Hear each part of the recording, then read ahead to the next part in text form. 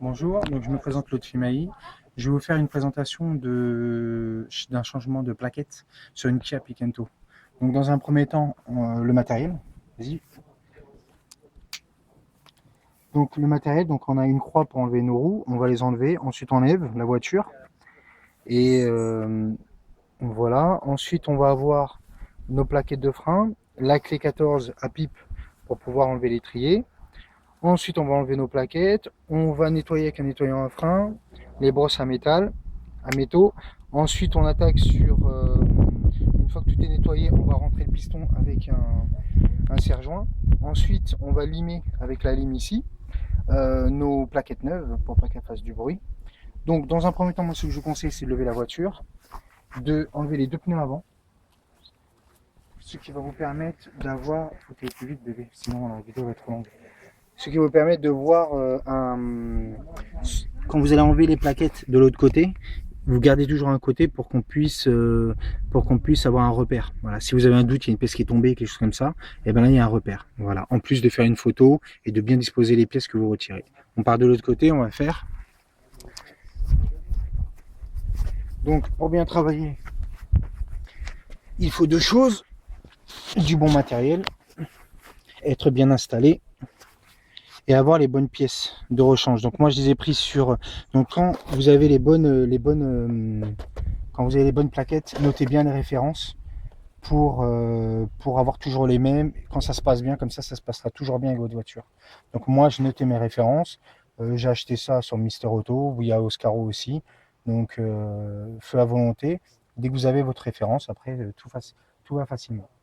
Donc on tourne le volant le maximum du côté pour pouvoir bien travailler. On a donc l'étrier ici, le disque de frein ici, les plaquettes qui sont à l'intérieur. Ce qui tient l'étrier de frein dans une Kia Picanto, c'est les deux vis qui sont ici. D'accord? Donc on va les retirer avec une clé à pipe. Donc moi c'est 14.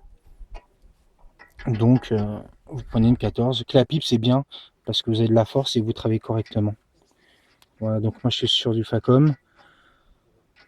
Pour pas bousiller ma vis, donc c'est pour ça que j'ai préféré ceux-là, là, les OGV là. Et ça évite de bousiller la vis, l'écrou. Là, c'est souvent bien serré. Hein. Vous prenez bien loin la main pour avoir plus de force. Et voilà. Donc on enlève. À partir de là, je tiens l'étrier. Devant moi, ça va être un espace de travail, donc c'est pour ça que j'ai gardé tout propre. L'autre aussi. Voilà. À partir de là, bon, facile, j'en retire mon étrier. Je mets pas trop de pression sur le cap qui est là. Je vais poser mon étrier par-dessus. Là, on a le joint, le piston. Il faudra rentrer après. On va le faire après. Ok. Donc on est ici. Voilà nos plaquettes qui sont là. Donc là, on va aller tout doucement. On va enlever la plaquette une par une. Voilà. Ça va pas se barrer pendant la vidéo, ce serait con. Voilà. Donc n'hésitez pas à laisser vos commentaires après sur la vidéo, ça nous encourage à en faire d'autres. Donc celle-là, je l'ai enlevée pour pas que je me plante. Je le mets bien dans le sens. Vous voyez ici, il y a un petit repère. Donc je mets bien à l'intérieur, dans ce sens-là. Comme ça, on est sûr d'être bon. L'autre côté. Et laisser des remarques si j'ai oublié de dire certaines choses. Comme je ne suis pas un professionnel de la mécanique,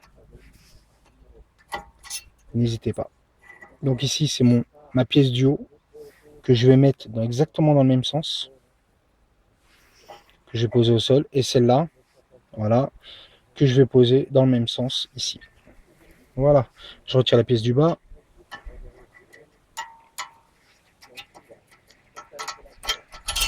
Ici.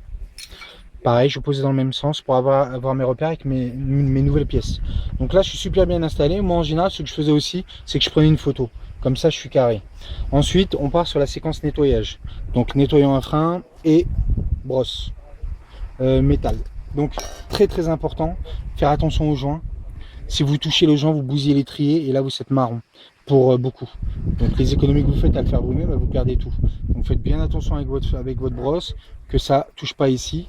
Voilà. Et au niveau du nettoyage ici, feu à volonté, vous y allez. Voilà. Donc là, moi, je vais commencer. Et après, tu vas pouvoir faire pause pour que vous puissiez avancer. Donc là, j'y vais généreusement. Avec le nettoyant fin. Et après, avec la brosse de fer.